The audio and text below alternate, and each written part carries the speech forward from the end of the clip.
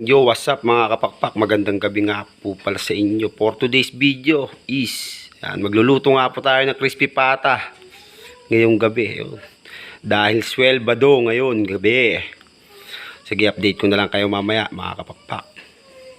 At yo, what's up mga kapakpak? Ito na nga, ayan na, kumukulo na nga po siya mga kapakpak. O, tignan nyo kung gaano kalakas yung apoy ng Calandios oil natin. O, ayan na nga po.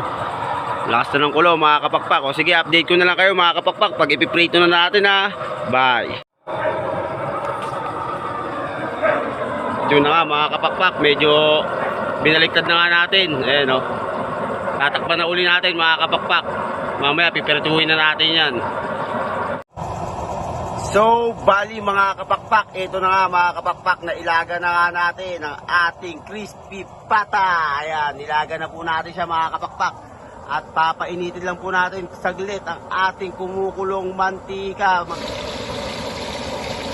At yun na nga mga kapakpak, ayan na po. At sinalang na po natin siya sa kumukulong mantika. Tatakpan na po muna natin mga kapakpak. I-update ko po kayo pag oras na luto na siya.